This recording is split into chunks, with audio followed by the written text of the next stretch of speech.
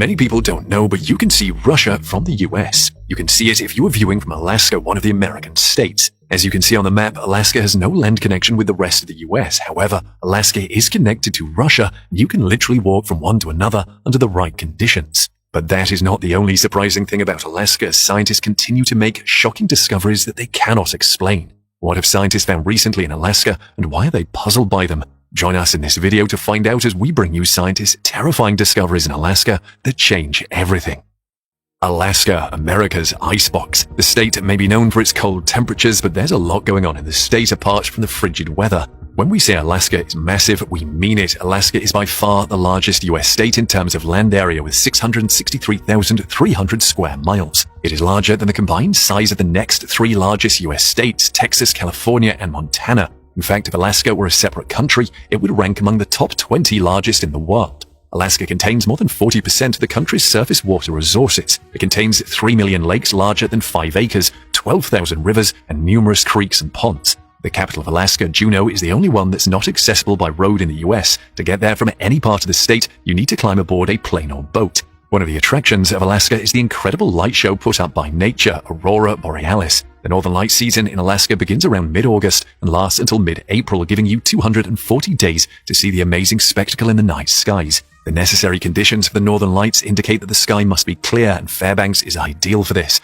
On average, clear and dark skies are guaranteed 4 out of 5 nights. The first people arrived in Alaska around 15,000 years ago during the Ice Age. At the time, a frozen land bridge known as Beringia connected Siberia to eastern Alaska, and migrants followed herds of animals across it. These people split into two groups. One stayed in Beringia, while the other migrated down into North and South America. This second group is regarded as the ancestors of all Native Americans in the Americas. The first permanent settlements in Alaska date back about 4,000 years. The majority of indigenous people hunted sea mammals such as whales, while those living inland hunted caribou.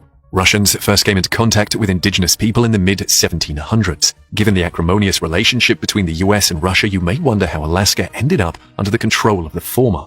Until the mid-1800s, Russia controlled most of what is now Alaska, until the fur trade began to fail for ecological and commercial reasons, and Russia decided to focus its efforts to the east. However, after Britain won the Crimean War in 1856, the Russian government refused to sell Alaska to the British. Instead, Russia began negotiations with the United States to sell Alaska. After initially being hesitant to make such a large purchase in the aftermath of the Civil War, Secretary of State William Seward eventually decided to acquire the territory under the guise of Manifest Destiny. Seward purchased Alaska for the United States for $7.2 million, or about 2 cents per acre in 1867. Seward's purchase was derided, and American expansion into Alaska was slow, but on January 3, 1959, nearly 100 years after the territory was purchased, President Dwight D. Eisenhower signed the declaration naming Alaska the 49th state. And scientists have confirmed the continuous occupation of Alaska with a massive recent discovery. According to a study published in the journal Nature, the skeletons of 2 ancient infants who lived and died in Alaska 11,500 years ago are helping to tell the story of a previously unknown population known as the ancient Beringians. Remember the Beringia land bridge between Russia and Alaska? This discovery was the first genomic evidence that all Native Americans descended from the same population that crossed the continent via land bridge. Both infants discovered in the Upward Sun River burial pit in the Tanana River Valley of central Alaska were female. They were given symbolic names meaning Dawn Twilight Child Girl and Sunrise Child Boy by the local indigenous community. The first child died between the ages of 6 and 12 weeks, and the second died prematurely at 30 weeks of development, never having had the chance to live. Their DNA suggests that they were related, possibly as first cousins. Using her DNA, researchers were able to sequence the genome of the Sunrise Child Girl known as USR1. She was discovered to be related to Native Americans, but in a unique way. The DNA of USR1 led the researchers to believe they had discovered a previously unknown genetic population of Native Americans dubbed Ancient Beringians, who represent the oldest known genetic lineage of Native Americans to date. The new data enables the researchers to test and develop models for determining when and where population splits occurred. Around 34,000 years ago, a population began to separate from Asia, but genetic exchanges continued until 25,000 years ago, implying that they were in Alaska by then. According to the new data, the shift occurred 10,000 years earlier than previously thought. This group also met another population of people who were more closely related to modern Europeans than to Asians around 25,000 years ago. This is how the Beringians came to be. These people, including the ancient Beringians, hunted bison, elk, hare, squirrels, and birds based on what they learned at the site. There is also evidence of the first salmon exploitation in the Americas. Despite living through 6,000 years of climate and vegetation change, they adapted their strategy of using organized hunting parties, processing the game they caught, and delivering it to centrally located base camps such as the Upward Sun River site. But what became of the ancient Beringians? Scientists can't tell yet. To determine that, they need samples from people in the region to ascertain to what extent ancient Beringian gene flow occurred with neighboring peoples. What scientists know, however, is that Alaska can be highly volcanic. The imagery of a volcanic eruption may not go well with the cold weather of the state, but Alaska has reminded scientists that a volcano may erupt after thousands of years of laying dormant. Four-Peaked Volcano is a little-known volcano in Katmai National Park's northeast corner. It is made up of isolated andesitic rock outcrops that rise above Four-Peaked Glacier. With one possible exception, it was thought to be dormant prior to the first historic eruption in 2006. As a result, it was not directly monitored, despite the fact that the neighboring Katmai volcanic system 100 kilometers to the southwest and Augustine Volcano 70 kilometers to the north are. AVO received several citizen reports primarily from the Homer area of a dark plume fed by what appeared to be two sources near Cape Douglas on the west side of Cook Inlet from Homer. According to satellite images, the plume reached a height of more than 6 kilometers. It took 3 days to confirm Four-Peaked was the source of the eruption, and another 3 days to reveal the source of the phreatic blast due to its remoteness and bad weather. Four-Peaked Volcano is located on the west side of the Shelikof Strait, the entrance to Cook Inlet, just west of Kodiak Island, nearly 70 kilometers south of Augustine Volcano, 155 kilometers southwest of Homer, Alaska, 13 kilometers south of neighboring Mount Douglas Volcano, and 27 kilometers north of neighboring Kaguyak Volcano and Caldera. This section of the Alaskan Peninsula is heavily glaciated and has most likely been ice-covered since the last ice age began over 100,000 years ago. As a result, anything resembling a volcano must be recently active, as glaciers' erosive action will quickly remove the soft materials that form the cones of these primarily andesitic volcanoes. Mount Douglas to the north is a glaciated stratovolcano with an active crater lake and uneroded lava flows on its northwest flank. There are also active fumaroles, but no eruptions have occurred in recorded history. Local Alaskans initially saw Four-Peaked Volcano as a series of rock outcroppings in the Four-Peaked Glacier rather than a true stratovolcano. It is an andesitic stratovolcano surrounded by lava flows and extensive hydrothermal alteration of rocks near the summit. It reaches a height of 2,105 meters. Its most recent dormant period is thought to have lasted 10,000 years. The size and style of previous eruptions are not well constrained. Previous andesite and dacite eruptions indicate that eruptions can be explosive. Only 3 brief periods of historic activity are known for Four-Peaked Volcano. The first was a July 1965 report of steam and gas plumes near the summit of Four-Peaked. The second event was a phreatic eruption on September 17, 2006. The final occurrence was a minor increase in seismicity between April and May of 2013. And volcanoes are not the only shocking things about Alaska, as the residents will readily tell you. After living through an episode of fish literally falling from the sky, they deserve to tell their story. But fish raining down is not even as scary as the type of fish, the vampire lamprey, the stuff horror movie makers like to use in their flicks. Just as baffling is the reason why these blood-sucking fish were dropping from the sky in large numbers. Over several weeks, Alaskans in Fairbanks were subjected to the horror of finding non-glittery fish out of water. Cold-blooded, blood-sucking monster fish have literally fallen from the sky, ostensibly swooping in on land-based prey. The creatures of the Arctic lampreys are parasitic fish that use several rows of grotesque teeth to latch onto other water dwellers and suck their blood. The Alaska Department of Fish and Game posted photos of the foot-long eel creatures on Facebook, with gaping jaws full of circles of teeth and multiple tongues like an infant sarlacc pit. In their Arctic habitat, they survive by latching onto larger fish, sucking blood until engorged, and then detaching, sometimes killing their prey in the process. Lampreys, also known as cyclostomes roundmouths, are among the most primitive vertebrates still alive today. They lack jaws in favor of a round, sucker-like mouth filled with keratin teeth, the same protein that makes up your hair and fingernails. The majority of lampreys are anadromous, which means they spend the majority of their lives at sea but return to fresh water to spawn. When a male reaches a suitable breeding area, he'll wriggle around, creating a depression on the riverbed. Lamprey romance is not exactly gentle. The male uses his teeth to attach to the back of the female's head and wraps around her body while she deposits 25,000 eggs. Lampreys feed on flesh and bodily fluids as adults by attaching to small fish and rasping away. However, because juveniles lack the necessary mouth gear, they must spend an incredible 3 to 7 years filtering organic particles from the water while their teeth grow into the horror show that they are. Now, several reasons are being given for the occurrence of lampreys falling from the sky. The most popular is it is the handiwork of gulls. Gulls are scooping them out of the Chena River with their bills and dropping them while in flight. Arctic lampreys spawn in the Chena River and spend several years as juveniles in the mud. However, because of their body shape and feeding habits, many lifelong Alaskans have never seen one of these scary fish up close. Birds dropping fish is actually a common occurrence. They can usually hang on to them, but every now and then the fish will wiggle free, and there you have it. Imagine having to hold on to a slippery, tubular and skinny object that won't stop wriggling in mid-air. A lamprey is a heavy load for a seagull, especially when it grows to be 15 inches long, so they can get dropped on unsuspecting Alaskans below. However, the theory has not been confirmed. Scientists in Alaska are closer to figuring out what exactly coated the state's shores with orange goo. Now, those lampreys may be shocking, but what about stepping outside your home and finding everywhere covered with massive bright orange slime? Wouldn't you rather go back to bed and sleep and hope the nightmare is over by the time you wake up? One morning, a mysterious orange goo simply washed up on the shores of a fishing village, Kivalina, in Alaska. It was a bright, moldy-looking substance that first covered the harbor's rocks. However, the following day, following a rainstorm, residents discovered the goo inside rain buckets and even on rooftops. One resident claimed she couldn't smell anything strange after putting her hand into one of the goo-filled buckets, despite the fact that the substance appeared to be solid. A day or so later, most of the orange goo had washed away and the remnants had turned into clumpy dry powder, but there was a report of dead minnows found in the lagoon the night the substance appeared. The question is, how did it get there? What was this enigmatic orange goo? Experts were called to the scene after samples were sent to labs. Initial investigations revealed that the substance was not man-made. Several theories surfaced about the origin of this mysterious substance. One of them is that it came from space. When Comet Elenin began to disintegrate into small chunks of ice and dust around the same time, some immediately linked it to Alaska's mysterious goo problem.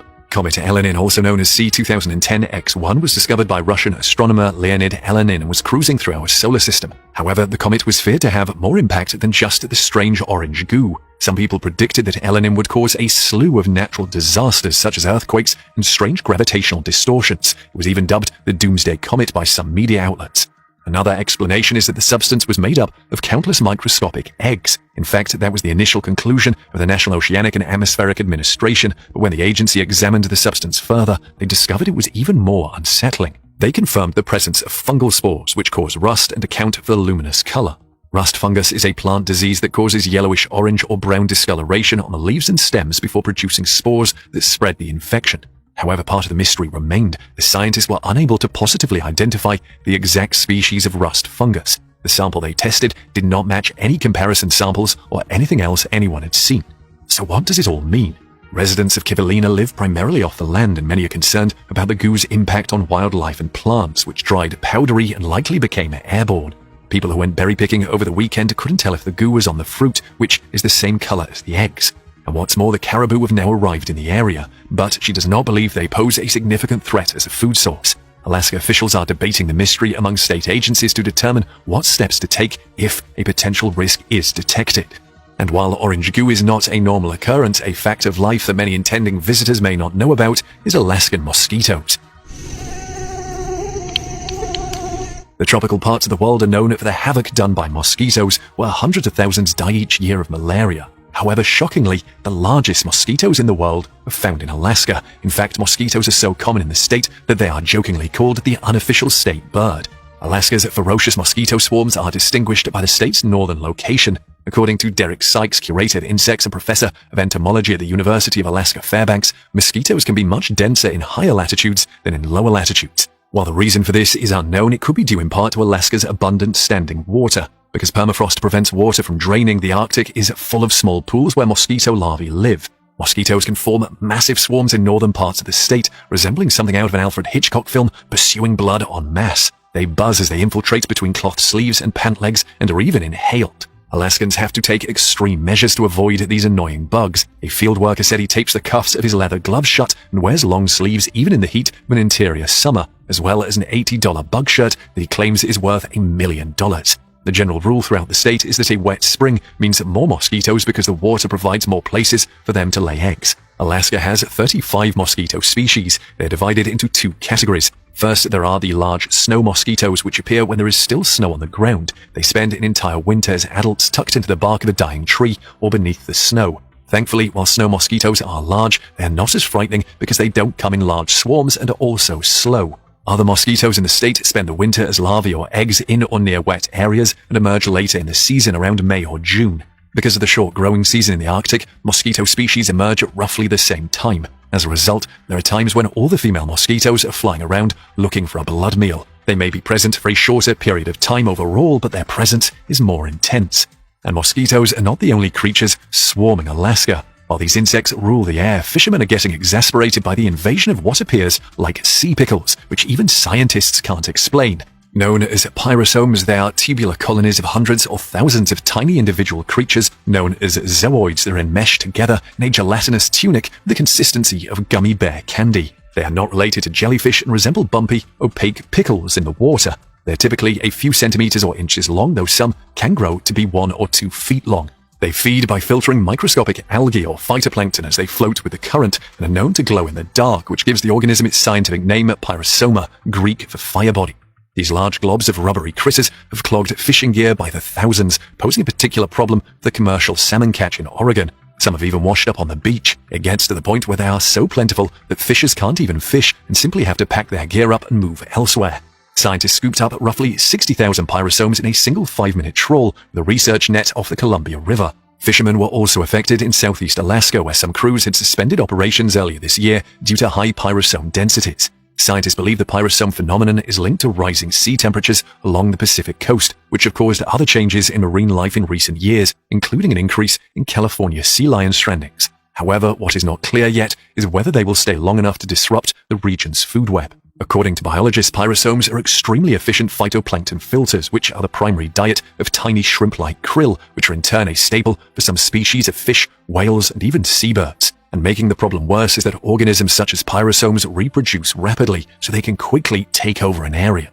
And Alaska has much more wonders in its waters, and one of them, the giant red king crab, is not an annoyance to fishermen, rather it's a delight. These crabs are not your run-of-the-mill crabs. Red king crabs can grow to be quite large, with carapace, the shell covering on their back, reaching lengths of up to 11 inches. They can also have leg spans of up to 5 feet. Red king crabs have distinct tails or abdomens that are fan-shaped and tucked beneath the back of the shell. They also have 5 pairs of legs. The first bears their claws or pincers. The right claw is usually the largest on adults. The next 3 pairs are walking legs, and the 5th pair is small and usually tucked underneath the back portion of their carapace. Adult females use these specialized legs to clean their fertilized eggs, and the male uses them to transfer sperm to the female during mating. Male red king crabs grow larger than females, and you can determine their gender by inspecting their abdomens. Male red king crabs have a narrow abdominal flap, whereas female red king crabs have a broad abdominal flap that covers the majority of the abdomen's underside. Adult red king crabs migrate from nearshore to offshore and back every year. They migrate to shallow water in late winter.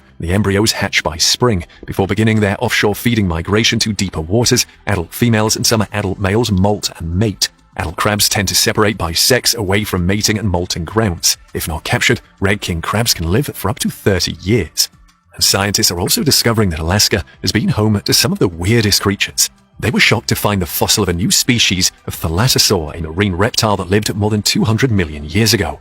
The new species, Gunakadite josii, is the most complete thalassosaur ever found in North America and has provided paleontologists with new insights into the thalassosaur family tree. Scientists discovered the fossil in southeast Alaska. Thalassosaurs were marine reptiles that lived more than 200 million years ago during the mid to late Triassic period, when their distant relatives, dinosaurs, first appeared. They grew to be 3 to 4 meters long and lived in equatorial oceans all over the world until the end of the Triassic. The fact that the fossil was discovered at all is remarkable. It was discovered in intertidal rocks. Except for a few days each year, the site is normally submerged. When extreme low tides hit southeast Alaska, people usually flock to the beaches to explore. That was what Jim Beichtal, a geologist with the U.S. Forest Service's Tongass National Forest, was doing when 3.7-foot low tides were forecast. He and a few colleagues headed out to the Keku Islands near the village of Cake to look for fossils, where they found this one. They recognized the fossil's skull right away because of its extremely pointed snout, which was most likely an adaptation of the shallow marine environment where it lived. It was most likely feeding on soft-bodied critters by poking its pointy schnoz into cracks and crevices in coral reefs. These animals were probably highly specialized for feeding in shallow water environments, but when sea levels fell and food sources changed, they had nowhere to go. The Tlingit name Gunakadite was chosen to honor the local culture and history. Gunakadite is a Tlingit sea monster who brings good fortune to those who see it. What do you find most fascinating about Alaska? Let's hear in the comments section below.